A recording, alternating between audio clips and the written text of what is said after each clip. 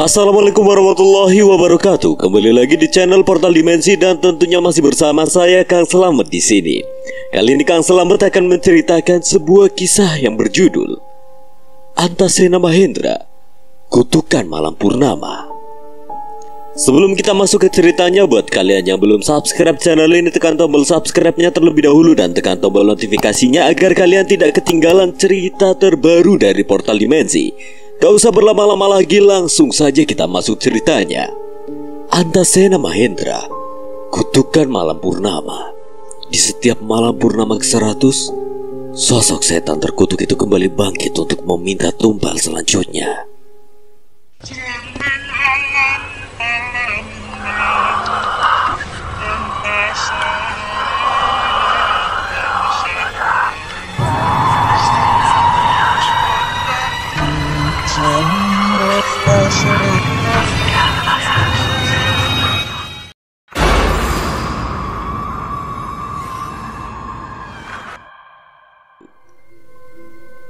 Lalu batu panca merah dan kutukan malam purnama itu, apa memiliki hubungan denganmu, Sari?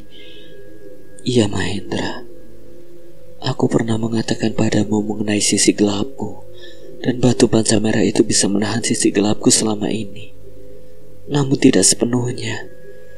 Di setiap purnama ke-100, sisi gelapku akan bangkit kembali dan mencari wadah baru. Berarti selama ini kamu adalah wadahnya Nyai Rantasari. Benar, Mahendra. Dirinya tertarik dengan aura yang terpancar dari tubuh kekasihmu itu. Maka dari itu dirinya mengincarnya, dan kebetulan juga kamu menitipkan batu merah pemberianku pada kekasihmu itu, sehingga kutukan Nyai Rantasari bisa dengan mudah merasuk ke tubuh Laras. Aku terdiam mendengar penjelasan Sari mengenai kutukan malam purnama. Aku jadi merasa sangat bersalah karena sudah menitipkan batu merah itu pada Laras tanpa memikirkan resiko yang akan terjadi. Nyai Rantasari bukan sosok sembarangan. Semasa hidupnya Nyai Rantasari dikenal sebagai rongkeng yang memiliki kesaktian yang tinggi. Aku berharap kamu bisa menghancurkan pusaka itu dan melenyapkan Nyai Rantasari agar tidak ada korban lagi. Sekarang kembalilah. Lain waktu kita akan bertemu kembali untuk bercerita tentang Eyang Abisena. Perlahan kepalaku terasa pusing, pandanganku mulai buram hingga akhirnya terkulai dan menjadi kegelapan pekat. Sari! Aku terbangun di dalam tenda. Aku lihat jam di pergelangan tanganku, sudah masuk waktu subuh. Aswaniku terbangun dari tidurnya. Dirinya heran mengapa barusan aku menyebut nama Sari. Kamu kenapa, Ndra? Nanti akan aku ceritakan. Udah masuk subuh, mending kita sholat dulu. Aswan merespon dengan sebuah anggukan. Aku dan Aswan beranjak keluar untuk melaksanakan kewajiban kami sebagai seorang muslim. Setelahnya aku dan Aswan duduk di depan tenda sembari menikmati teh hangat dan suasana pagi di Lembah Kidang. Aku menceritakan semua pada Aswan tentang pertemuanku dengan Sari semalam. Aswan juga terkejut saat mendengar kalau Eyang Abisena memiliki hubungan dengan Sari. Tapi aku sendiri masih belum sepenuhnya yakin, Wan. Mungkin nanti bisa menjelaskan semuanya, Andra. Semoga saja, Wan. Matahari mulai terbit dari ufuk timur, memancarkan sinarnya yang lembut menerangi langit yang masih sedikit merah. Udara segar dan sejuk membelai kulit, memberikan kehangatan yang menyegarkan.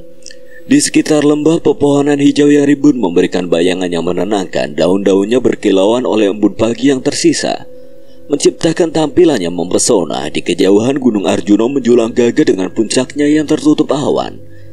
Pemandangan ini memberikan keindahan yang menakjubkan dan memberikan perasaan kecil dalam kebesaran alam.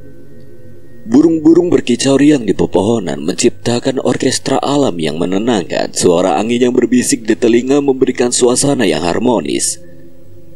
Dalam keindahan pagi di Lembah Kidang terasa keheningan dan ketenangan yang membebaskan pikiran dari kegelisahan. Semua itu memberikan kesempatan untuk merenung, menghargai keindahan alam dan mempersiapkan diri menghadapi perjalanan yang menantang.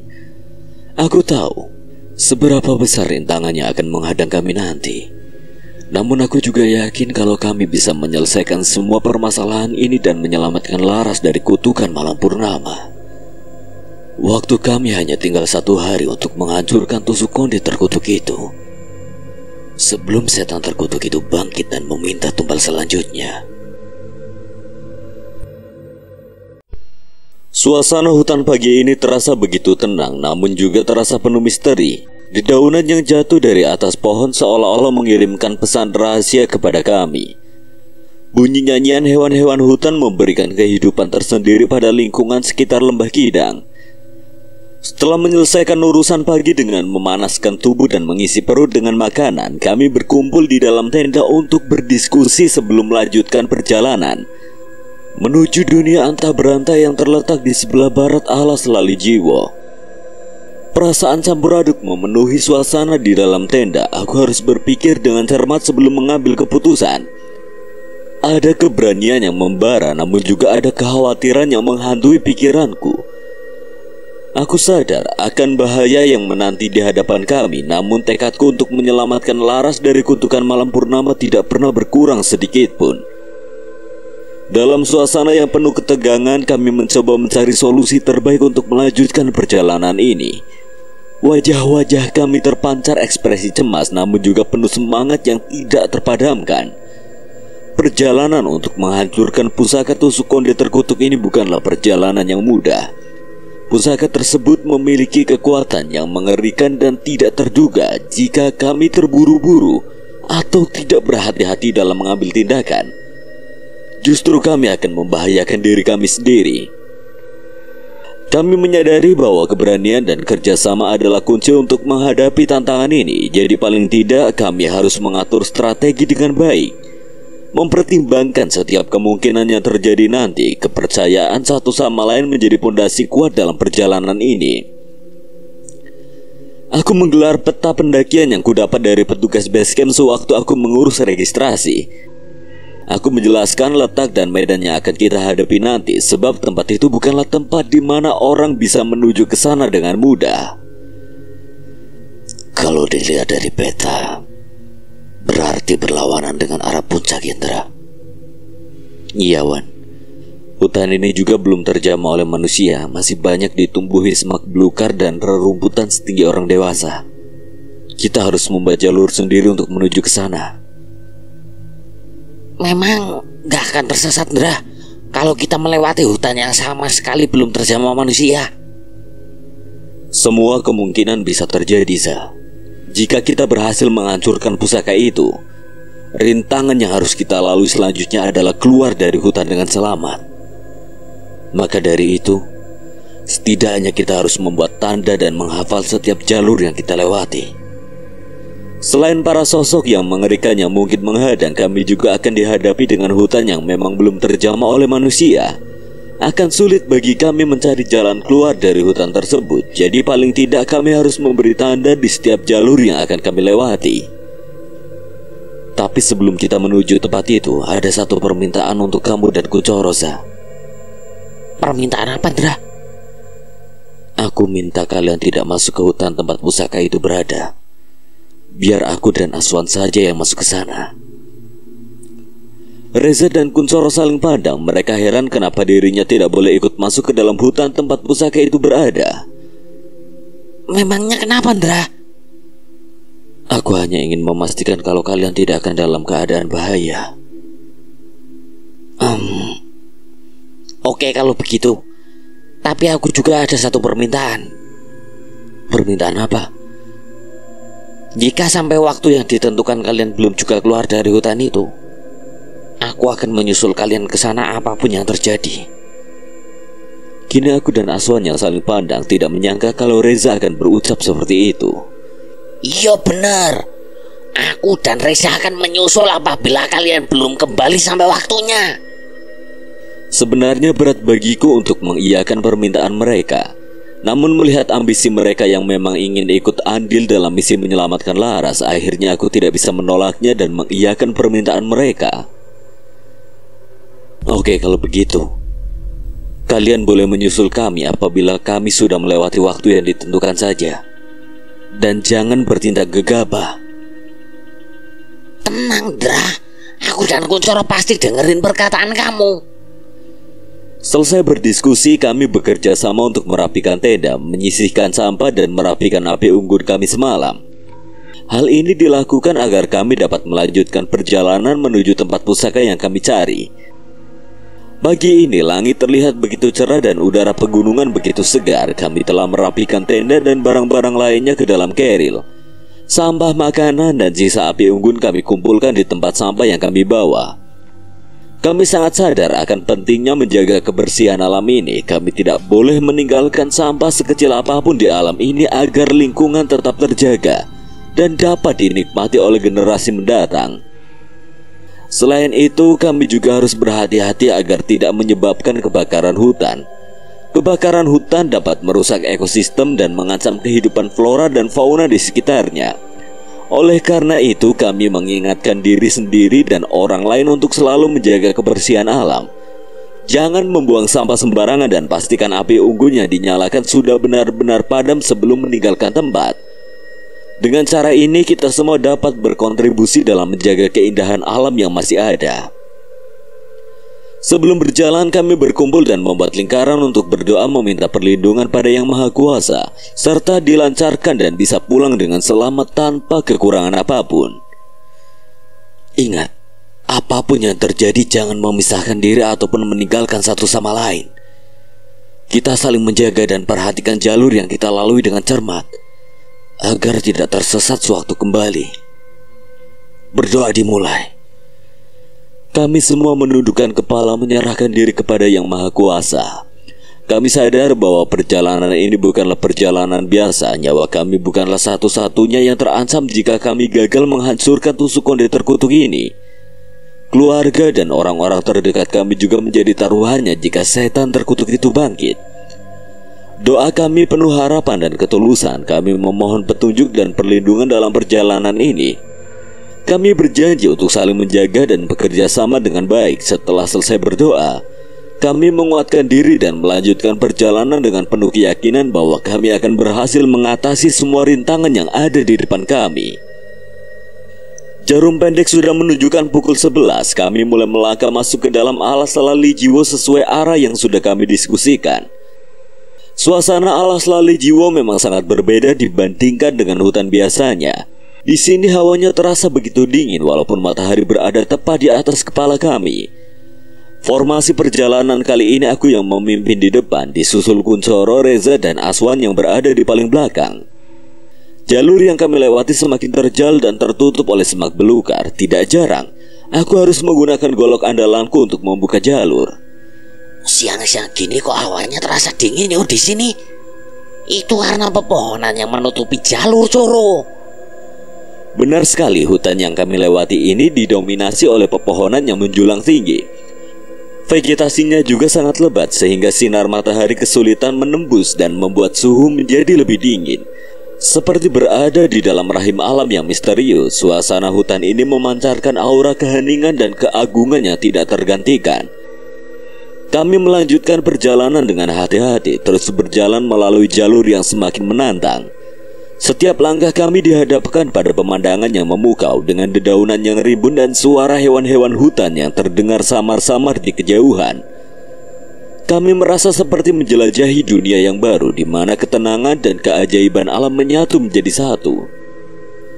Setelah 1 jam perjalanan, aku menemukan sebuah tanah lapang kecil yang dikelilingi oleh pepohonan akasia gunung. Tanah lapang ini memberikan sedikit kelonggaran bagi kami untuk beristirahat sejenak dan mengambil napas dalam-dalam. Kami semua duduk di tanah lapang tersebut, mengambil waktu sejenak untuk mengistirahatkan kaki yang sudah terasa lelah. Suasana di sekitar sangatlah tenang, hanya terdengar suara angin berbisik lewat dedaunan pepohonan. Udara segar dan sejuk menyejukkan tubuh kami yang berkeringat setelah melewati medan yang sulit. Pepohonan akasia gunung yang mengelilingi tanah lapang ini memberikan suasana yang indah dan menenangkan. Daun-daunnya yang hijau segar dan bentuknya yang unik memberikan keindahan tersendiri bagi mata kami. Kami merasa seperti berada di sebuah oase alami di tengah hutan yang liar. Kira-kira masih jauh gak, Andra, tempatnya? Enggak, paling setengah jam lagi kita sampai, Zah. Aku mengeluarkan beberapa cemilan dari dalam keril untuk mengganjal perut kami hingga sampai di sana. Coro, kamu ngapain mandengin awan sampai kayak gitu? Aku lagi liatin kalung Aswan. Tumben dia pakai kalung. Perasaan kemarin-kemarin enggak. Oh ini, aku baru beli Coro. Beli di mana, Wan? Aswan terdiam sambil mendongakkan kepalanya seolah sedang berpikir. Tidak lama setelahnya mulai menjawab. Di pasar ular, Zah. Weh, kirain beli di pasar gaib. Spontan aku, Aswan dan Kuncoro menoleh ke arah Reza, sedangkan Reza yang kami perhatikan langsung menutup mulutnya dengan memasang wajah panik. Maaf, keceplosan, Dra. Sabar, Ndra, ini rintangan pertama. Wes, ayo lanjut jalan lagi, biar gak terlalu sore sampai di sananya. Setelah sejenak beristirahat, kami melanjutkan perjalanan kembali. Kami berjalan melalui hutan dengan hati-hati, mengikuti jalur yang telah kami tentukan sebelumnya. Kami saling memperhatikan dan menjaga satu sama lain. Kami juga memberi tanda setiap jalur yang kami lalui menggunakan tali yang kami ikatkan di beberapa pepohonan. Semakin kami memasuki kedalaman hutan, suasana semakin berubah. Meskipun masih siang, jalur yang kami lalui terasa seperti saat senja menjelang. Cahaya matahari terhalang oleh pepohonan yang lebat dan kabut mulai turun menyelimuti sekeliling kami. Berhenti dulu. Kenapa, Ndra? Kumpul dulu sebentar. Satu persatu dari mereka mulai mendekat ke arahku, saling bertanya-tanya mengapa aku tiba-tiba menyuruh berkumpul. Kenapa sih, nah? Aku belum menjawab pertanyaan Kuncoro dan segera mengambil tali tambang marlon dari dalam kerilku. Ikatkan di bagian samping tas masing-masing. Pastikan ikatannya jangan sampai lepas. Untuk apa, Ndra? Buat jaga-jaga supaya kita tidak terpisah lagi, Wan. Ada perasaan aneh yang aku rasakan di depan sana. Takutnya ada yang ingin membuat kita terpisah lagi. Sejak kabut ini menyelimuti jalur yang kami lewati, aku merasa ada yang tidak beres. Perasaan yang kurasakan sama seperti saat kami terpisah kemarin, seolah ada yang sengaja ingin membuat kami terpisah lagi. Jadi aku hanya ingin antisipasi daripada nantinya kami malah terpisah seperti sebelumnya. Pastikan ikatannya jangan sampai lepas ya. Kami saling memastikan bahwa ikatan kami kuat dan tidak akan mudah lepas. Kemudian dengan hati-hati kami melanjutkan perjalanan melalui kabut yang semakin tebal. Setiap langkah yang kami ambil terasa semakin berat. Suasana semakin mencekam dan gelap gulita. Hanya suara langkah kaki dan desiran angin yang terdengar di tengah keheningan yang menyeramkan. Kabut tebal membuat penglihatan kami terbatas, sehingga kami harus mengandalkan ikatan tali tambang untuk tetap bersama. Perasaan waspada terus menyelimuti pikiran kami. Kami berjalan dengan hati-hati, saling menjaga satu sama lain. Aku terus memperhatikan tali tambang yang menghubungkan kami, memastikan bahwa kami tidak akan terpisah lagi. Semakin kami masuk ke dalam hutan, entitas-entitas ganjil mulai bermunculan. Di balik kabut, tak jarang mataku menangkap bayangan-bayangan yang sedang mengintip. Namun saat aku menoleh ke arahnya, sosok-sosok tersebut tiba-tiba menghilang begitu saja.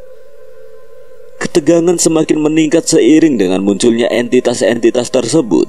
Suara-suara aneh dan bisikan-bisikan tidak terdengar terus menghantui kami. Kami merasa seperti sedang diawasi oleh kehadiran yang jahat yang terus mengintai dari balik kabut yang pekat dan menghilang. Lantunan doa terus kuucapkan berharap agar tidak ada satupun dari mereka yang mendekati kami. Perlahan kabut mulai menipis dan aku dapat melihat di depan ada sebuah tanah lapang. Semakin dekat aku mulai dapat melihat dengan jelas sebuah pohon kembar yang atasnya dirambati oleh pohon rambat, sehingga membuat pohon kembar tersebut terlihat seperti sebuah gerbang. Di dalam pohon itu kabut tebal melayang-layang seperti tirai yang menutupi sesuatu di dalamnya. Sesampainya di depan pohon, kami berdiri sejajar memandangi pohon kembar yang terlihat begitu wingit. Ini tempatnya, Ndra. Iya, Wan. Di dalam sana tusuk konde itu berada. Bentuk pohonnya kalau dilihat-lihat kayak gerbang ya, Sena. Memang ini gerbang menuju sisi lain alas lali jiwa, Coro. Pohon kembar yang terlihat begitu misterius ini memiliki bentuk yang unik dan menarik. Ketika dilihat dengan seksama, pohon kembar tersebut memiliki bentuk yang menyerupai sebuah gerbang yang megah. Dua batang pohon yang menjulang tinggi dan tegak lurus seolah-olah menjadi tiang-tiang gerbang yang kokoh. Pada bagian atas pohon kembar tersebut terdapat pohon rambat yang merambat dan melilit kedua batang pohon utama. Ranting-rantingnya yang menjalar dan daun-daunnya yang lebat memberikan kesan seperti hiasan yang menghiasi gerbang tersebut.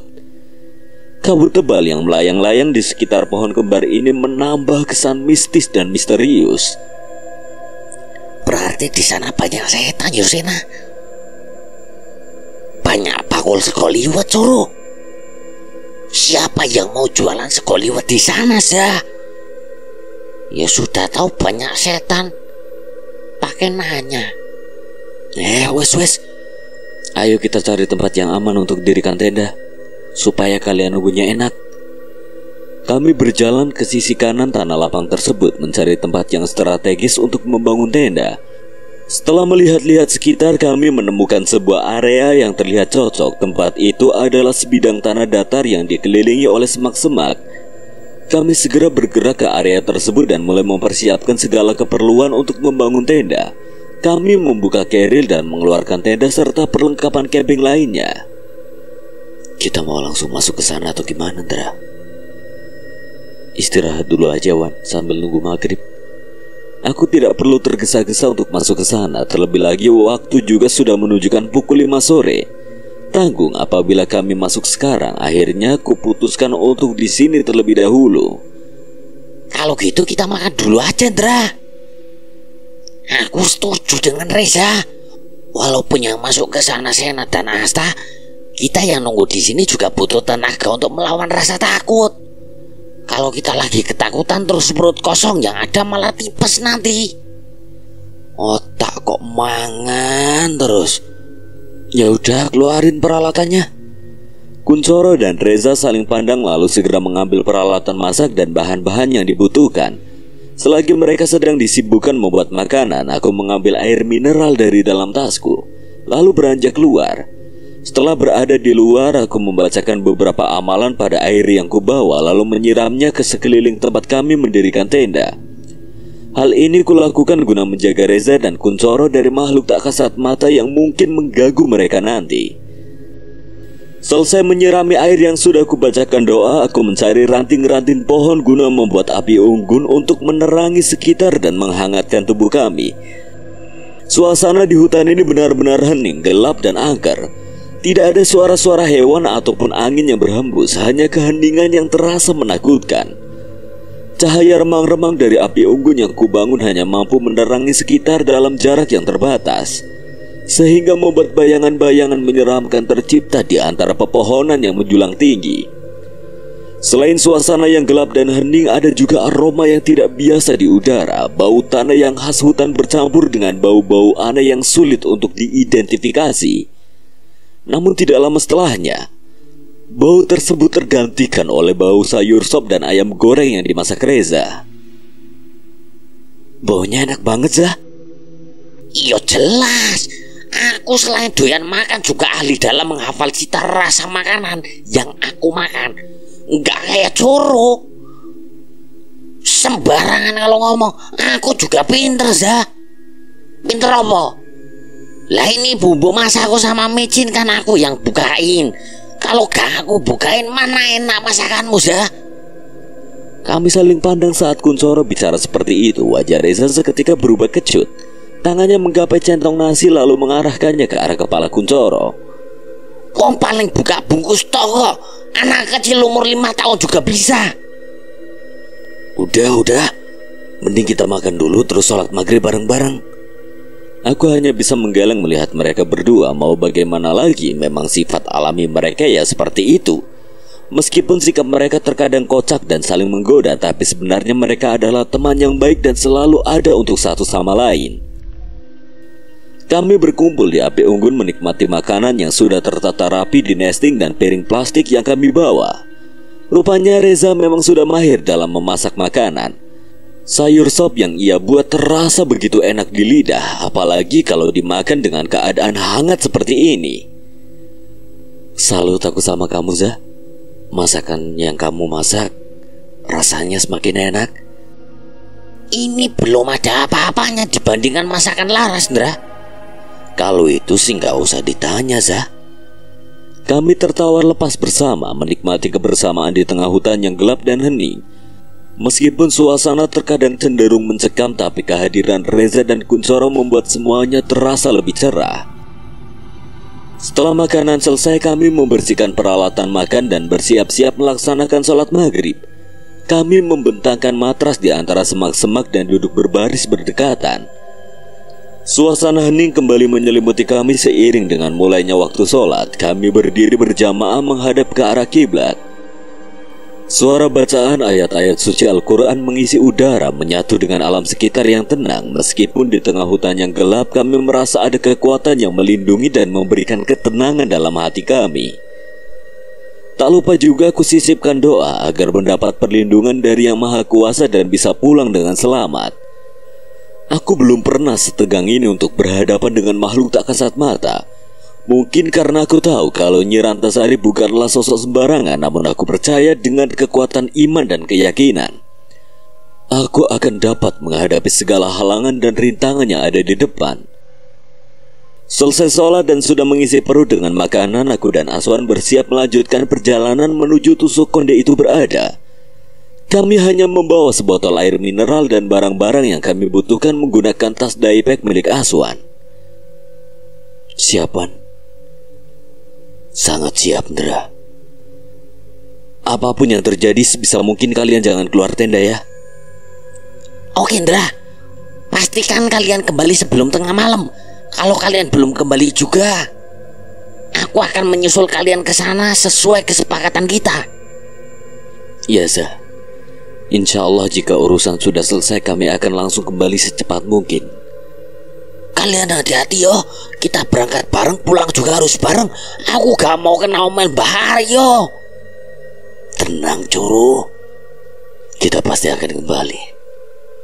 Ayo, Wan. Aswan mengangguk. Kami mulai berjalan menuju pohon kembar. Tepat di hadapan pohon kembar itu kami saling memandang, menguatkan satu sama lain dengan senyuman dan tekad yang kuat. Dengan diawali bacaan bismillah, kami mulai melangkah melewati pohon kembar tersebut. Kabut pekat menerpa wajah kami hingga membuatku menutup wajah menggunakan tangan. Semakin masuk dalam, perlahan kabut mulai menghilang, digantikan dengan penampakan hutan yang terlihat begitu mencekam. Ini tempatnya, Ndra. Iya, Wan. Kita harus waspada dan berhati-hati apabila ada sosok yang tiba-tiba menyerang. Di tempat ini, mereka lebih leluasa untuk bertindak dibandingkan di alam kita. Hutan yang angker dan mencekam terhampar di depan mata kami. Kabut tebal menyelimuti setiap sudut, menyebabkan visibilitas menjadi sangat rendah. Suasana yang gelap dan suram membuat hati kami berdegup kencang. Pepohonan yang menjulang tinggi namun hanya batangnya yang terlihat, memberikan kesan menyeramkan dan tak berwujud. Batang-batang pohon yang berjejer seakan menjadi penjara bagi cahaya matahari, menciptakan bayangan yang menakutkan di antara mereka. Daun-daun yang layu dan gugur menambah kesan suram dan sepi dalam hutan ini. Angin yang berhembus terasa dingin dan menusuk tulang, mengirimkan getaran energi negatif yang begitu kuat. Di tengah hutan yang angker ini terdengar suara-suara aneh yang menggema di antara pepohonan. Seruan-seruan tak berwujud dan bisikan-bisikan yang tidak terdengar jelas membuat bulu kuduk kami merinding. Energinya begitu besar dan terasa seperti mencekik udara di sekeliling kami. Setiap langkah yang kami ambil terasa berat dan terbebani oleh kehadiran energi negatif yang kuat. Suasana hutan yang gelap dan suram membuat kami merasa terjebak dalam kegelapan yang tak berujung. Namun kami tetap melangkah maju dengan tekad yang kuat, menahan rasa takut dan ketegangan yang ada di dalam hati kami. Pepohonan yang hanya memiliki batang tanpa cabang dan daun memberikan kesan yang menyeramkan. Mereka terlihat seperti jasad yang terperangkap dalam keabadian, menciptakan aura gelap yang mencekam. Di antara mereka terdapat ribuan semak belukar yang berduri, menambah kesan terisolasi dan sulit untuk melintasinya. Energi negatif yang begitu besar terasa di setiap hembusan angin dan getaran tanah di hutan ini.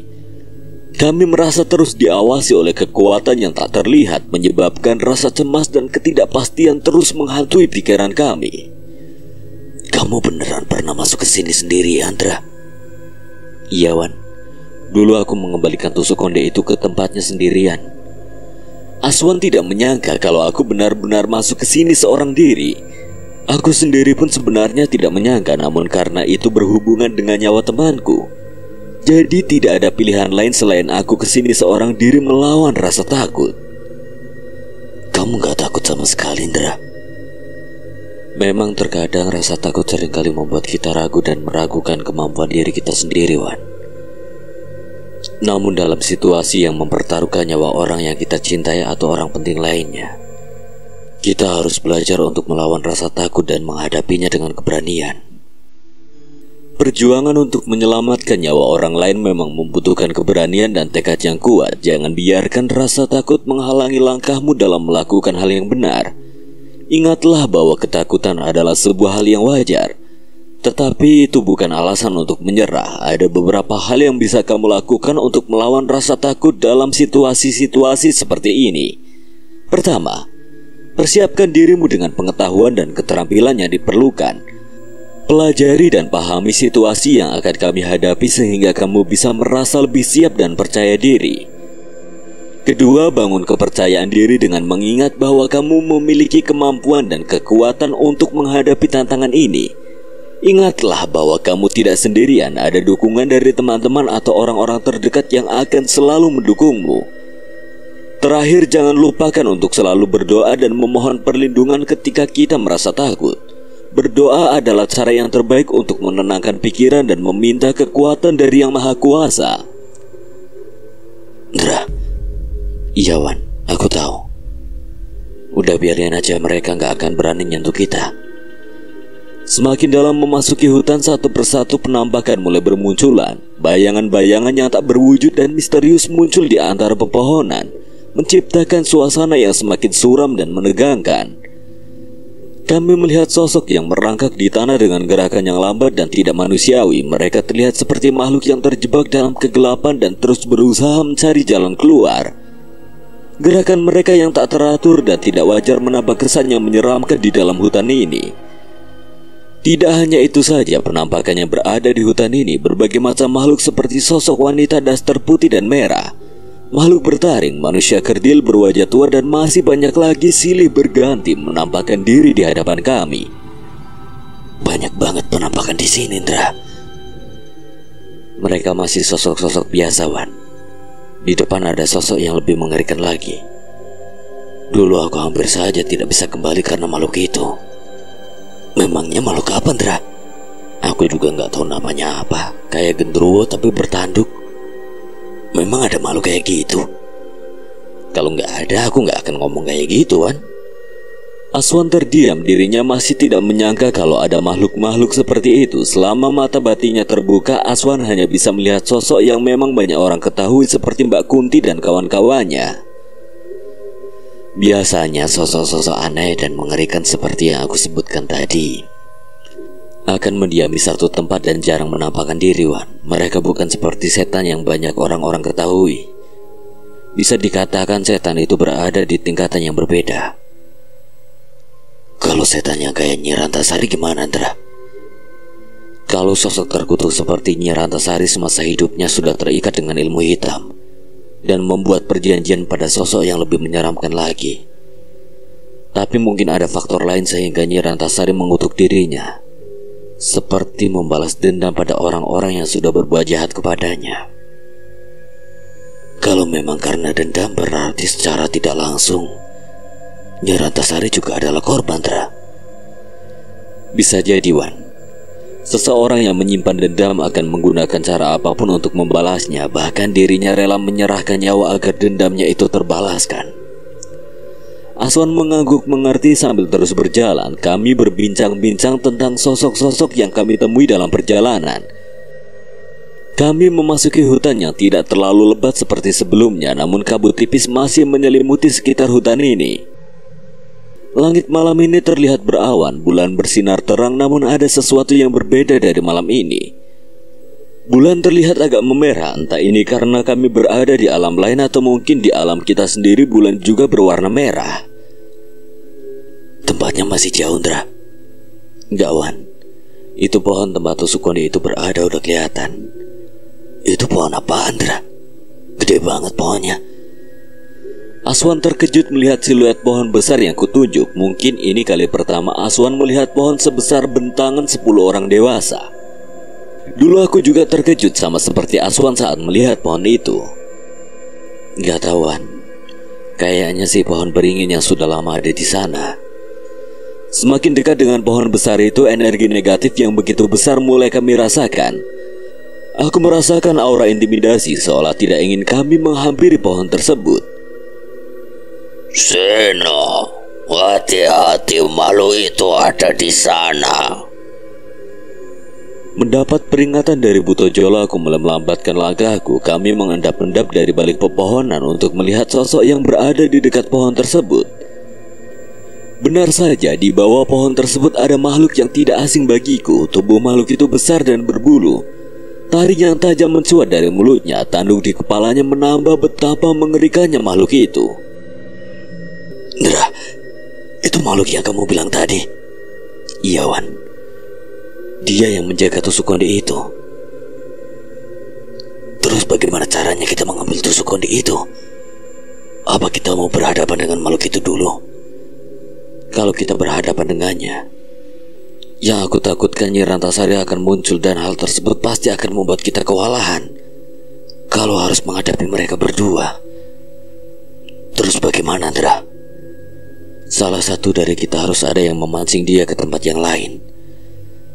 Aswan terdiam sejenak, terlihat jelas rasa ragu yang tergambar di wajahnya, namun kembali percaya diri setelah menggenggam kalung mustika yang ia pakai.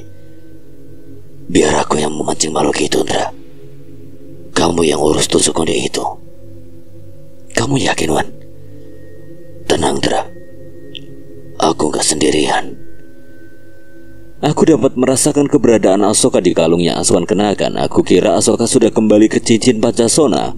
Ternyata dirinya masih berdiam di kalung milik Aswan. Jika ada Asoka bersama Aswan, aku tidak perlu khawatir lagi. Aku yakin Asoka bisa membantu Aswan. Ya sudah, Wan. Tetapi tetap hati-hati ya.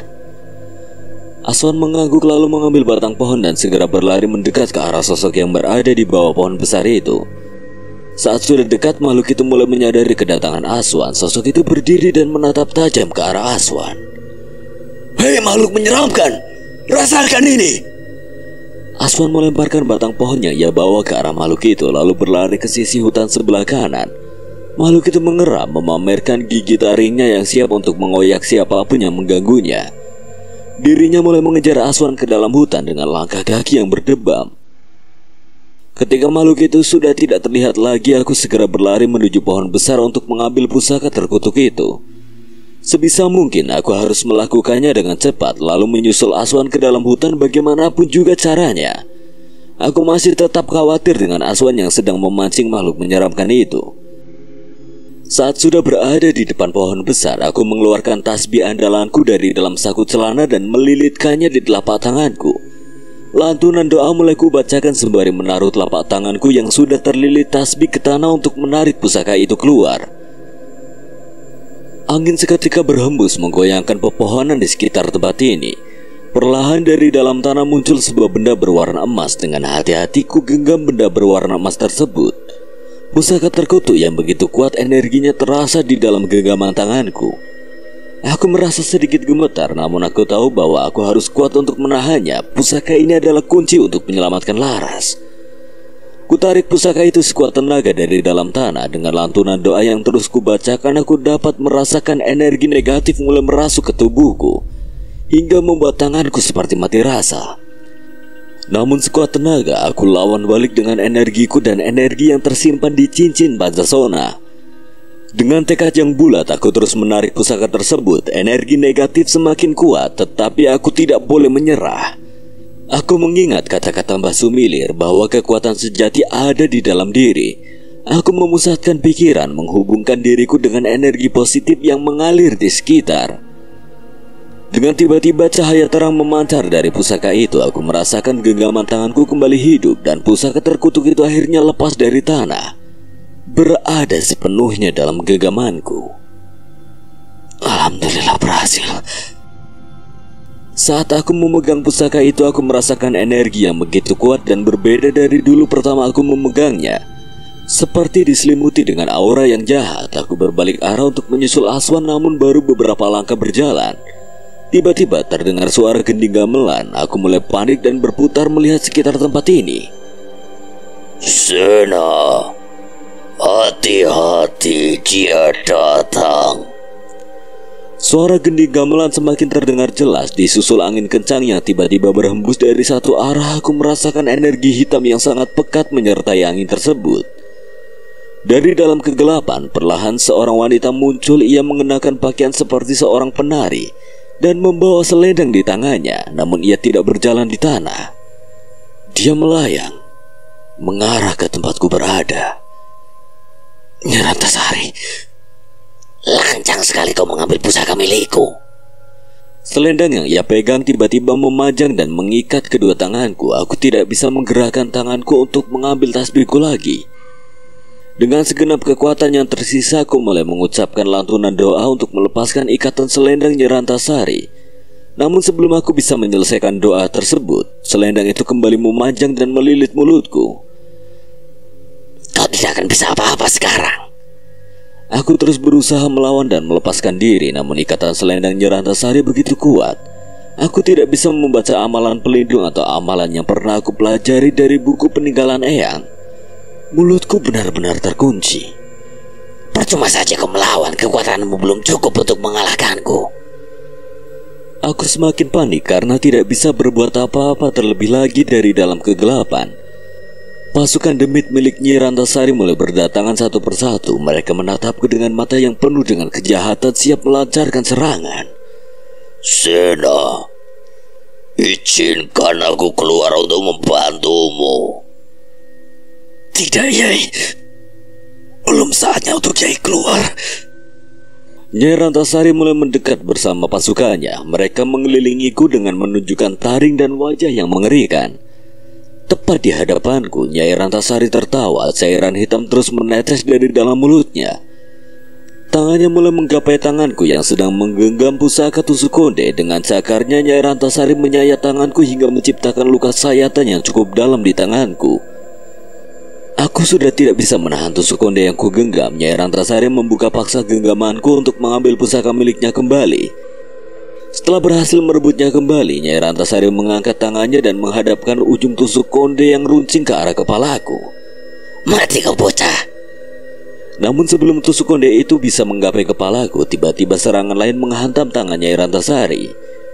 Tusuk konde terlempar ke dalam hutan dan meninggalkan luka cakaran di tangan Nyai Rantasari. Brengsek, siapa kau? Tidak ada jawaban dari sosok yang menyerang Nyai Rantasari. Nyai Rantasari melihat ke satu arah. Di balik kegelapan hutan dengan gerakan cepat, serangan lain mengenai Nyai Rantasari. Kali ini ia berhasil menangkis serangan tersebut dengan kedua tangannya. Tetapi ia terpental beberapa meter dari tempatku. Tak lama kemudian selendang yang mengikatku perlahan-lahan terlepas. Aku melihat sosok yang menyerang Nyai Rantasari berdiri di depanku. Aku mengenali orang itu. Dia adalah seseorang yang sudah aku kenal sejak lama. Ia berdiri dengan tangan kanannya menggenggam keris yang tidak asing bagiku. Namun yang membuatku terkejut adalah adanya aura putih yang membentuk seperti cakar harimau di tangan kirinya. Aswan, jangan-jangan kamu... Tidak ada pilihan lain, Dra. Aku membuat kontrak dengan Asoka untuk menyatukan raga.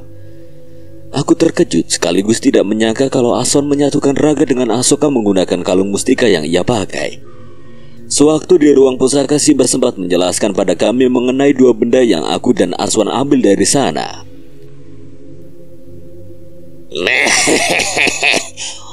Apa kalian yakin ingin mengambil kedua benda itu? Kalau aku yakin, Mbah. Entah mengapa aku dari tadi ingin sekali mengambil benda ini. Aku juga yakin, Mbah. Selain kalung ini keren, aku seperti ada dorongan untuk memakainya. Simba benar-benar tidak menyangka kalau kalian akan mengambil kedua benda tersebut. Memangnya kenapa, Mbah? Kedua benda itu adalah peninggalan Eyang dan buyut kalian. Buku itu berisi tentang perjalanan serta beberapa ilmu batin yang dipelajari Eyang Sena. Sedangkan kalung yang diambil Asta adalah mustika Pasopati milik Eyang Abisena. Namun kemampuan kalung itu tidak bisa digunakan dengan sembarangan. Memangnya kalung ini memiliki kemampuan apa, Mbah? Simba beranjak menuju kursi rotan yang berada dalam ruangan pusaka. Aku dan Aswan mengerti kalau Simba pasti ingin menjelaskan sesuatu, maka dari itu kami juga ikut duduk pada Simba. Simba menyalakan rokok yang ia ambil dari saku bajunya, lalu menghisapnya dan menghembuskannya secara perlahan. Kalung mustika Pasopati adalah kalung yang Abisena dapatkan sewaktu melakukan perjalanan seorang diri ke arah hutan yang berada di timur Pulau Jawa. Eyang Abisena berarti pengembara juga, Mbah? Iya, Eyang Abi dulu sempat mengembara juga mengikuti jejak Eyang Sena. Namun entah mengapa setelah pulang dari hutan yang berada di timur Pulau Jawa, dirinya tidak melanjutkan perjalanannya lagi. Simba menceritakan bahwa Eyang Abi buyut kami ternyata pernah melakukan perjalanan seperti Eyang Sena. Ia ingin melanjutkan tugas yang telah diberikan kepada leluhur kami sejak lama. Namun setelah berkelana di hutan yang terletak di timur Pulau Jawa, Eyang Abi memutuskan untuk tidak melanjutkan perjalanan tersebut. Sebelum Eyang Abi meninggal, Simba sempat bertanya mengapa ia tidak melanjutkan perjalanan itu. Simba ingin melanjutkan perjalanan yang telah ditinggalkan oleh Eyang Abi, namun Eyang Abi menolaknya sambil berkata, "Bukan kamu yang harus melanjutkan tugas leluhurmu, tetapi ada keturunanmu yang akan melanjutkannya." Pada saat itu Eyang Abi memberikan mustika kalung Pasopati kepada Simba. Ia meminta Simba untuk menjaga kalung itu dengan baik sampai saatnya tiba. Eyang Abi menjelaskan bahwa kalung tersebut adalah mustika yang memungkinkan penggunanya untuk mengikat kontrak dengan sosok gaib, sehingga sukma penggunanya dapat bersatu dengan sosok yang telah membuat kontrak dengannya. Ketika penggunanya menyatukan diri dengan sosok tersebut, ia akan mendapatkan kekuatan yang luar biasa. Namun menurut Eyang Abi, tidak semua sosok gaib dapat membuat kontrak dengan pengguna. Ada persyaratan dan perjanjian yang harus dilakukan antara pengguna dan sosok yang ingin bersatu dengannya. Sebab dirinya akan terikat selamanya dengan kontrak tersebut dan kepribadian penggunanya akan sedikit meniru sosok yang sudah membuat kontrak dengannya. Maka dari itu pengguna kalung itu harus memilih dengan baik siapa sosok yang ingin bersatu dengannya. Kamu harus pikirkan dengan baik, Asta. Jika dirimu ragu dengan hal tersebut, lebih baik kamu ambil benda yang lainnya saja. Aswan terdiam, dirinya memperhatikan dengan baik kalung yang sekarang ia genggam. Setelah menggenggamnya dengan erat dan kembali menoleh ke arah Simba. Aku tetap ingin mengambil kalung ini, Mbak. Apalagi ini adalah kalung milik Eyang Abi. Jadi aku yakin pasti ada maksud tersendiri kenapa aku harus mengambil kalung ini. Ya wes, kalau memang kamu yakin dengan hal tersebut, tapi pastikan dirimu membuat kontrak dengan sosok yang tepat. Dan gunakan apabila salah satu dari kalian dalam keadaan bahaya saja. Baik, Mbak. Aswan akan menggunakannya dengan baik.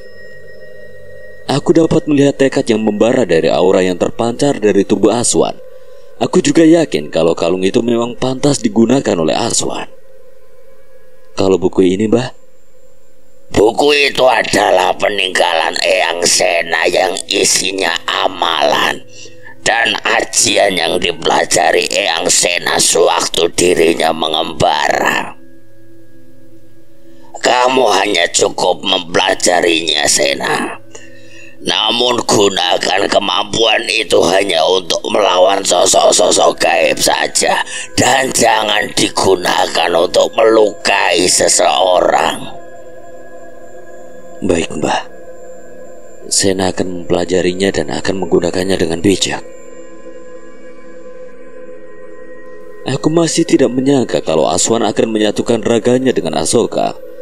Namun aku yakin Aswan pasti memikirkannya dengan baik sebelum mengambil keputusan tersebut. Gunakan sapu tangan ini untuk menutup luka di tangan kamu, Dra.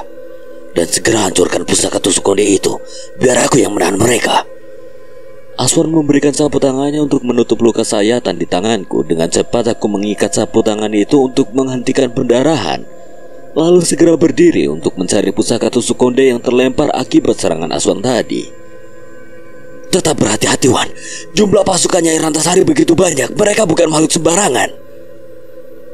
Iya, Ndra. Aku akan berhati-hati. Bocah kurang ajar. Akan aku bunuh kalian berdua. Serang mereka. Nyai Rantasari memberi perintah pada pasukannya untuk menyerang kami. Aswan dengan cepat menerjang ke arah pasukan Nyai Rantasari, sementara aku berlari menuju hutan tempat pusaka itu terlempar. Namun saat aku hendak memasuki hutan, suara gerama dan langkah kaki berdebam menghentikan langkahku. Seketika aku menoleh kembali ke arah Aswan yang sedang bertarung dengan pasukan Nyai Rantasari. Dari balik kegelapan hutan sebelah kanan terlihat sebuah mata berwarna merah mendekat. Aswan berhenti menyerang dan mengalihkan pandangannya ke arah yang sama denganku. Perlahan bentuk tubuhnya semakin terlihat jelas. Tubuh besar berbulu dan memiliki tanduk itu sudah kembali. Jika aku meninggalkan Aswan, aku khawatir dengan Aswan apabila harus menangani semua sosok itu.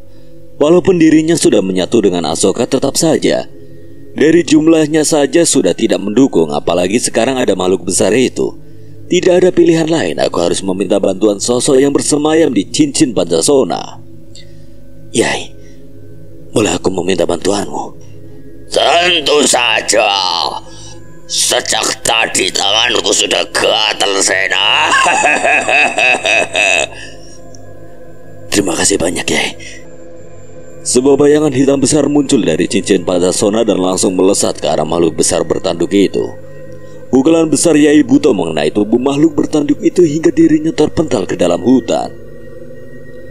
Bocah, serahkan yang di sini padaku. Kau fokus saja mengurus pasukan Kroco itu.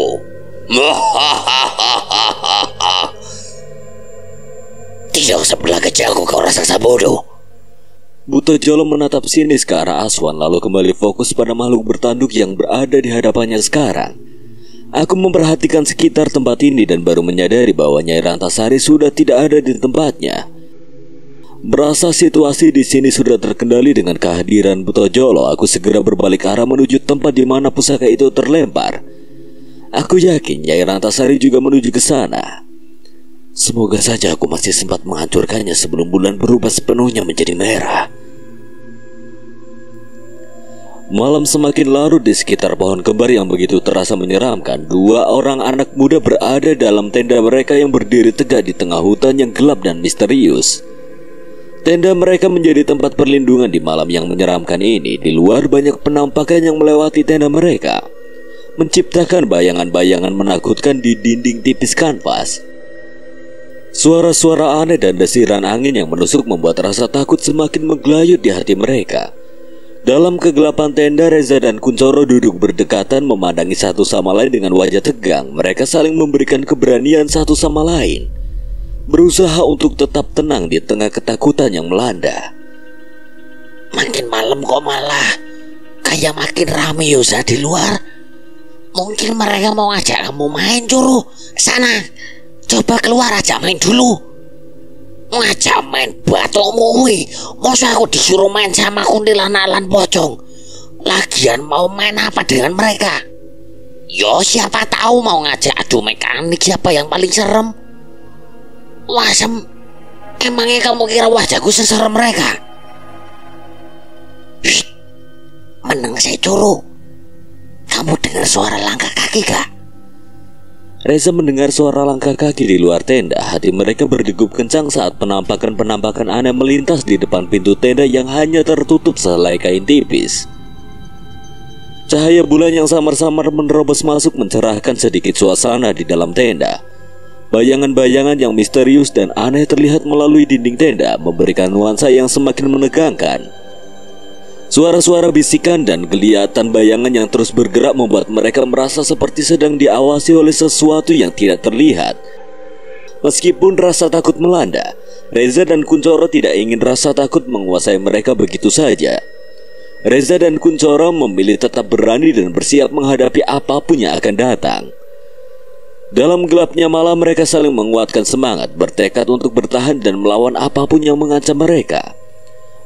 Waktu terus berlalu dan entitas-entitas gaib yang mengganggu mereka mulai menghilang satu persatu. Reza melihat jam di pergelangan tangannya menunjukkan pukul 11, artinya mereka hanya memiliki 1 jam tersisa sebelum Mahendra dan Aswan harus kembali. Namun Reza merasakan firasat yang tidak enak, seolah-olah meragukan apakah mereka akan kembali tepat waktu. Rasa khawatir mulai menghantui Reza, takut terjadi sesuatu pada Mahendra dan Aswan. Coro, aku mau nyusul mereka sekarang. Kamu mau ikut gak? Kamu yakin, Zah? Di luar banyak demit loh. Firasatku gak enak, Coro. Sebagai teman yang sudah mengenal Mahendra sejak lama, Reza belum pernah merasakan firasat tidak enak seperti ini terhadap Mahendra. Hal tersebut juga membuatnya bertekad menyusul Mahendra lebih awal dari jam yang sudah ditentukan sebelumnya. Ya wis, aku ikut kamu aja. Lagi pula kalau mereka tidak kembali nanti aku malah yang kena marah Mbah Aryo. Reza mengumpulkan barang-barang yang dibutuhkan dan menaruhnya dalam tas lembang kecil. Sementara itu Kunchoro mengeluarkan sarung dari dalam tasnya dan menggunakan sarung itu untuk menyelimuti dirinya, membentuk pola seperti seorang ninja. Reza terdiam saat melihat apa yang dilakukan oleh Kunchoro dan dia menghembuskan nafas berusaha menahan emosinya. Coro, kamu ngapain kayak gitu? Loh, biar setan gak bisa lihat aku, Zah. Alah, Coro. Terus kalau kamu nutupin wajah kamu kayak gitu, nanti yang nakut-nakutin setan siapa? Kunchoro terdiam memalingkan kepalanya ke atas. Butuh beberapa detik bagi Kunchoro untuk mencerna perkataan Reza. Setelah memikirkannya sejenak, Kunchoro berkata, emang kamu kira wajahku ini lebih menyeramkan dibanding mereka? Ini adalah kemampuan dari wajahmu, Kunchoro. Setan gak akan berani mendekati kamu. Masa sih, Zah? Iya, Coro, lihat aja nanti. Wis, cepet lepas, abis itu kita keluar. Kunchoro menuruti perkataan Reza sambil berharap dapat membuktikan apakah perkataan Reza itu benar atau tidak. Mereka menyusun rencana dan mempersiapkan diri dengan senjata dan peralatan yang mereka bawa. Meskipun rasa takut masih ada, tekad mereka untuk menyusul Mahendra dan Aswan tidak tergoyahkan. Sudah siap, Coro? Wes ya, aku sudah siap. Mereka mulai membuka pintu tenda secara perlahan, takut apabila ada penampakan yang tiba-tiba muncul di hadapan mereka. Reza mulai mengeluarkan kepalanya dari dalam tenda lalu menoleh ke kanan dan ke kiri. Dirasa sudah aman, Reza dan Kunchoro mulai keluar dari dalam tenda. Ayo, Coro, kita masuk ke pohon kembar itu. Kunchoro mengangguk dan mereka mulai melangkah maju menuju pohon kembar yang terlihat seperti pintu gerbang menuju dunia anta beranta. Reza melangkah masuk lebih dulu, sedangkan Kunchoro mengekor di belakangnya. Saat melewati pohon tersebut, kabut putih menabrak wajah mereka, membuat pandangan mereka seketika buram. Namun mereka masih tetap melangkah maju, masuk ke dalam kabut yang perlahan mulai memudar. Ini alam gaib, Yosa? Bukan, Coro. Terus alam apa? Alam Mbah Dukun. Bos sekali-kali serius ngono lho, Za. Lagian sudah tahu malah nanya. Wes ayo jalan lagi. Dengan tekad yang kuat, Reza dan Kunchoro kembali melanjutkan perjalanan menembus gelapnya hutan yang masih menyimpan banyak misteri. Mereka berjalan dengan hati-hati, waspada terhadap setiap gerakan dan suara yang mereka dengar di sekitar mereka. Saat mereka menjelajahi hutan yang semakin sunyi, Reza merasakan ketegangan yang semakin memuncak. Setiap langkah yang mereka ambil membawa mereka lebih dekat dengan Mahendra dan Aswan, namun juga membawa mereka lebih dekat dengan bahaya yang mengintai. Tiba-tiba mereka mendengar suara aneh di kejauhan. Suara itu seperti desiran angin yang tidak wajar, menyebabkan rambut di belakang leher mereka merinding. Namun itu tidak menghentikan langkah mereka. Rasa cemas yang membara dalam diri mereka mendorong mereka untuk terus maju, semakin masuk ke dalam hutan.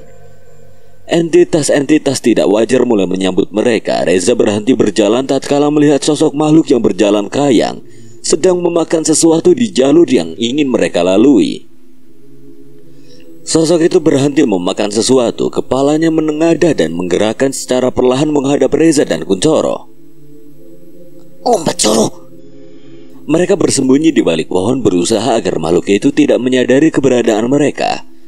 Mereka menahan nafas, berusaha untuk tidak membuat suara apapun yang dapat mengkhawatirkan makhluk itu.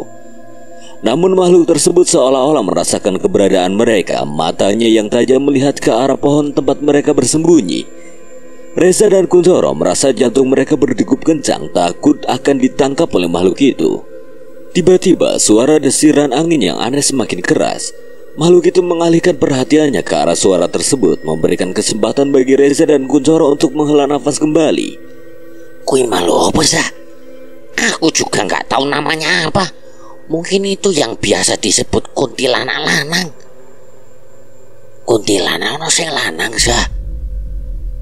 Ya ada, makanya nonton film biar tahu jenis-jenis setan. Oh, Kunchoro menggaruk-garuk kepalanya yang tidak gatal. Di sini Kunchoro sedikit merasa aneh. Dirinya hanya menggunakan satu tangannya yang ia gunakan untuk menggaruk, namun Kunchoro merasa seperti ada dua tangan yang menggaruk kepalanya. Spontan Kunchoro berhenti menggaruk kepalanya guna memastikan kalau perasaannya ini tidaklah salah. Mata Kunchoro seketika terbelalak saat merasakan kalau masih ada yang menggaruk kepalanya, padahal tangannya sudah tidak menggaruk lagi. Pikiran Kunchoro seketika berkecamuk. Dia berpikir sosok apa yang ikut menggaruk-garuk kepalanya. Perlahan Kunchoro mulai menggerakkan kepalanya ke arah belakang untuk memastikan sosok apa yang berada di belakangnya itu. Kunchoro tersentak saat melihat ada sesuatu di belakangnya. Baru setengah menolehkan kepala, tiba-tiba ada sosok anak kecil dengan wajah yang mengerikan menampakkan diri di hadapan Kunchoro. Wajahnya begitu pucat tanpa bola mata di rongga matanya, hanya ada darah yang mengucur dari rongga matanya itu. Kunchoro kembali memalingkan wajahnya ke arah Reza. Sa, mending saiki mlayu wae yo. Sa. Apa sih Coro? Ada anak kecil di belakangku. Ngawur kamu, mana ada anak kecil keluar jam segini Coro? Lah, lihat sendiri aja Sa. Reza yang kesal karena Kunchoro menepuk-nepuk bahunya mulai menoleh untuk memastikan perkataan Kunchoro. Adalah, kamu ngangon anak dari mana Coro? Aku mending ngangon bebek Sa daripada harus ngangon ginian. Bebeknya? Aduh sekali ya mas. Kunchoro dan Reza tidak menghiraukan kata hantu anak kecil tersebut. Mereka mulai berdiri dan segera berjalan cepat meninggalkan sosok anak kecil itu. Hawa dingin semakin menusuk tulang semakin mereka menjelajahi hutan ini. Suasana semakin terasa berbeda. Ada ketenangan yang sulit dijelaskan di sekeliling mereka. Aroma yang aneh mulai mengisi udara di sepanjang perjalanan Reza dan Kunchoro. Suara-suara di balik kegelapan mulai mengganggu pendengaran mereka, membuat Kunchoro dan Reza semakin waspada. Jika ada sosok yang muncul tiba-tiba, meskipun rasa takut telah menguasai mereka, tekad mereka untuk menemukan kedua teman mereka tidak tergoyahkan. Namun di tengah perjalanan mereka kembali terhenti ketika mereka melihat banyak sosok berkuncup yang berkumpul di depan mereka. Sosok-sosok tersebut terlihat sangat menyeramkan, menciptakan sebuah pemandangan yang mengerikan. Ya, koloni pocong lagi. Reza tidak bisa berkata apa-apa. Rasa takut membuatnya sulit untuk bicara. Dia hanya beringsut ke semak-semak untuk bersembunyi, dan Kunchoro mengikutinya dari belakang. Mereka tidak menyangka bahwa mereka harus bertemu lagi dengan koloni pocong. Mereka sudah pernah bertemu dengan mereka saat pendakian sebelumnya, tapi saat itu Mahendra dan Aswan masih bersama mereka, sehingga mereka bisa mengatasi situasi tersebut. Namun sekarang mereka hanya berdua dan harus menghadapi koloni pocong yang menyeramkan itu. Koloni pocong yang mereka hadapi kali ini memiliki ukuran dan bentuk yang beragam. Ada yang besar, sedang hingga yang kecil. Mereka memiliki berbagai variasi warna dan beberapa di antaranya bahkan tidak memiliki kepala atau rambut. Za, ada pocong keling dan gundul. Masa sih? Jangan ngawur kamu Coro. Lah coba kamu lihat sendiri Za. Reza mendongak dari semak-semak mencoba melihat apa yang dikatakan Kuncoro. Matanya memeriksa sekeliling, fokus pada pocong-pocong yang berada dari yang lain, terutama yang tanpa kepala yang tidak memiliki rambut, yang mengabaikan pocong yang berwarna hitam. Iya Coro, kamu benar. Tapi kenapa ada pocong gundul yang hitam dan tanpa kepala pernah kusaksikan sebelumnya? Ya mungkin ini hasil perkawinan silang antara tuyul dan momon ya.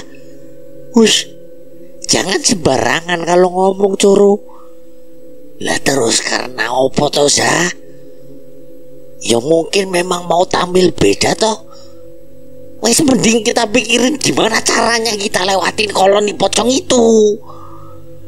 Mereka menyadari bahwa mereka harus berhati-hati dan tetap tenang dalam menghadapi koloni pocong yang menghadang mereka. Mereka menyusun rencana untuk melintasi koloni tersebut dengan hati-hati, memilih jalur yang paling aman dan menghindari kontak langsung dengan pocong-pocong tersebut. Kita melipir jalur aja Coro. Nanti kalau sudah di depan kita ke jalur lagi.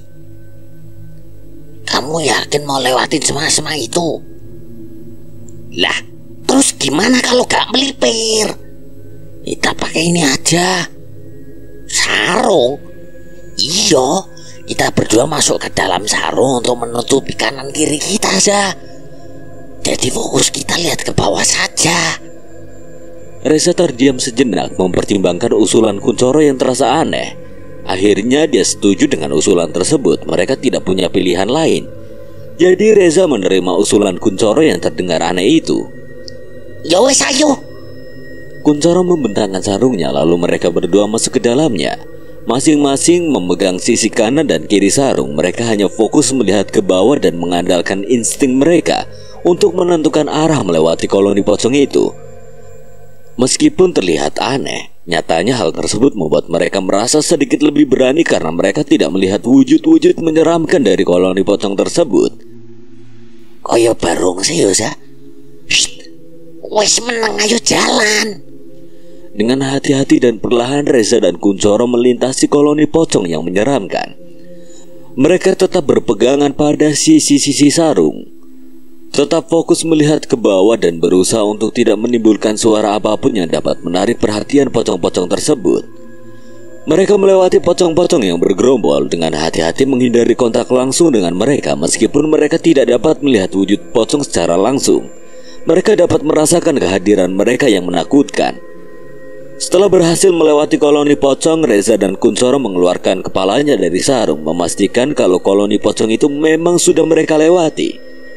Reza dan Kuncoro merasa lega karena sudah tidak ada lagi koloni pocong yang tadi. Satu persatu dari mereka mulai keluar dari dalam sarung untuk melanjutkan kembali perjalanan mereka. Sarungmu bau terasi Coro. Masa sih wong aku gak makan terasi kok ya, cuma makan orang.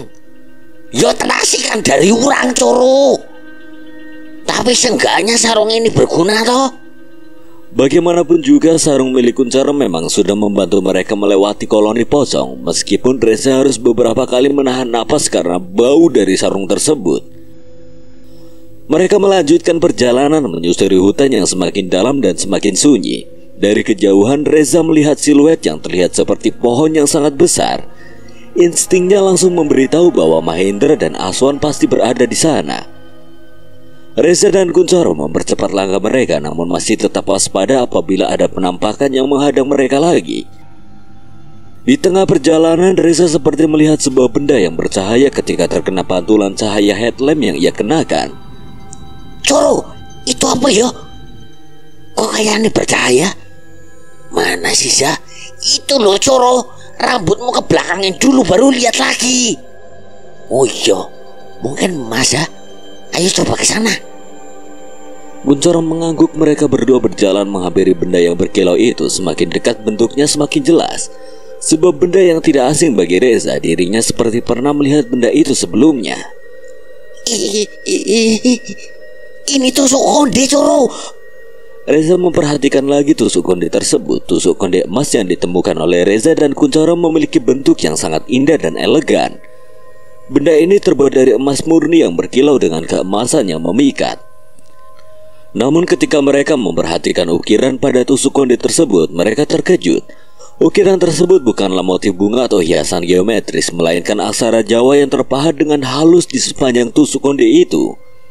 Aksara Jawa yang terukir membentuk kata-kata yang sulit untuk mereka pahami. Huruf-huruf yang rumit berbelit-belit menghiasi permukaan tusuk konde, memberikan kesan yang misterius dan tak terbaca. Reza dan Kunchoro merasa bahwa ada sesuatu yang tidak beres dengan tusuk konde ini. Mereka merasakan aura yang aneh dan gelap dari benda tersebut. Apa tusuk konde ini yang harus dihancurkan, Yusa? Iya, Coro, nggak salah lagi. Tusuk konde ini yang harus dihancurkan untuk menyelamatkan Laras. Yowis, kita coba hancurkan pakai batu aja, Sa. Reza mengangguk lalu mencari batu di sekitar tempat mereka menemukan tusuk konde tersebut. Setelah itu mereka meletakkan tusuk konde di tanah dan menghantamnya beberapa kali menggunakan batu. Namun percuma saja, tusuk konde itu bukanlah tusuk konde biasa yang bisa dengan mudah dihancurkan. Beberapa kali Reza dan Kunchoro bergantian mencoba menghancurkannya, tetapi tusuk konde tersebut tetap utuh. Hancur-hancur, Sa. Kayaknya memang Mahendra dan Aswan yang bisa ngancurin tusuk konde ini, Coro. Yowis, kita jalan lagi aja cari Mahendra dan Aswan. Karena frustasi tusuk konde itu tidak kunjung hancur, akhirnya Reza dan Kunchoro memutuskan membawanya dan berniat memberikannya kepada Mahendra. Di sisi lain, Aswan terus menyerang pasukan demit Nyai Rantasari dengan penuh keberanian. Dia menggunakan keris dan menggabungkan kekuatannya dengan Asoka sehingga mampu mengalahkan puluhan makhluk mengerikan dengan sangat efektif. Setiap serangan yang dilancarkannya berhasil menghancurkan musuh-musuhnya dan cairan hitam dari makhluk-makhluk itu melumuri bajunya. Sementara itu, Buto Jolo sedang berhadapan dengan makhluk besar bertanduk yang sangat tangguh. Meskipun Buto Jolo beberapa kali menghantamkan tangannya yang besar ke makhluk itu hingga membuatnya terpental, namun makhluk tersebut tetap berdiri tegak dan kembali menyerang. Buto Jolo merasakan kekuatan dan ketangguhan musuhnya, namun dia tidak menyerah. Dia terus melawan dengan keberanian dan kekuatan fisiknya yang luar biasa. Pertarungan antara Aswan dan pasukan demit serta Buto Jolo dengan makhluk besar bertanduk itu semakin intens. Keduanya tidak kenal lelah dan terus berjuang dengan segenap kemampuan yang mereka miliki. Di tempat lain, Mahendra terus berlari masuk ke dalam hutan mencari keberadaan tusuk konde yang terlempar. Di tengah perjalanan, Mahendra melihat sosok wanita yang melayang ke arah satu tempat. Dari selendang dan pakaian yang dikenakan sosok itu, Mahendra langsung mengenali kalau itu adalah Nyai Rantasari. Mahendra memejamkan matanya. Dengan sekali tarikan nafas dan lantunan doa yang ia ucapkan, Mahendra melesat menuju Nyai Rantasari. Dirinya menggunakan kemampuannya yang ia pelajari dari buku peninggalan Eyang Sena. Nyai Rantasari menyadari kalau ada yang sedang menuju ke arahnya. Sontak dirinya berbalik ke arah. Mahendra sudah berada dekat dengan dirinya dan siap melancarkan serangan ke arahnya. Dengan pukulan yang diselimuti aura putih, Mahendra menyerang Nyai Rantasari. Dengan cepat Nyai Rantasari menahan menggunakan selendangnya. Namun pukulan Mahendra berhasil membuatnya terpental beberapa meter dan menghentikannya. Bocah kurang ajar. Aku tidak akan membiarkanmu mengambil tusuk konde itu. Kali ini aku tidak akan lalai seperti sebelumnya. Mahendra menggunakan kemampuan yang ia pelajari dari buku peninggalan Eyang Sena, sementara Nyai Rantasari mengandalkan kekuatan mistisnya untuk melawan. Serangan dan pertahanan mereka saling beradu menciptakan kilatan energi dan suara benturan yang menggema di sekitar mereka. Keduanya menunjukkan keahlian dan keberanian mereka dalam pertarungan ini. Mahendra dengan gerakan yang sangat lincah dan presisi menghindari serangan Nyai Rantasari sambil melancarkan serangan balik yang kuat. Nyai Rantasari dengan ilmu mistisnya mencoba menggunakan mantra dan sihir untuk menghancurkan Mahendra. Pertarungan mereka berlangsung sengit dan melelahkan. Keduanya saling menguji kemampuan dan ketangguhan satu sama lain. Namun di tengah pertarungan, Mahendra menyadari kalau dirinya tidak memiliki waktu lagi. Jika terus melanjutkan pertarungan, pasti akan memakan waktu hingga bulan berubah menjadi merah sepenuhnya. Dan itu artinya Nyai Rantasari akan berhasil menguasai tubuh Laras. Ayo teruskan pertarungan ini, bocah. Tidak lama lagi aku akan mendapatkan wadah baru. Tidak akan aku biarkan dirimu menguasai tubuh Laras. Mahendra kembali memejamkan mata lalu melilitkan tasbih di telapak tangannya. Sebuah amalan kembali terucap dari mulutnya, menciptakan sebuah cahaya putih yang membentuk sebuah lingkaran. Ilmu ini pernah Mahendra lihat sebelumnya sewaktu diselamatkan oleh eyangnya saat melawan Raja Gendruwo, yaitu ajian pengikat raga. Cahaya putih mulai melilit Nyai Rantasari sehingga menghentikan pergerakannya. Namun Mahendra tahu kalau ini tidak akan berlangsung lama. Mengingat Nyai Rantasari bukanlah sosok sembarangan, tapi setidaknya ini bisa menahannya sesaat selagi dirinya mencari tusuk konde terkutuk itu. Aku harus menemukan tusuk konde itu secepat mungkin. Waktuku hanya setengah jam sampai Nyai Rantasari berhasil menjadikan Laras sebagai wadah barunya.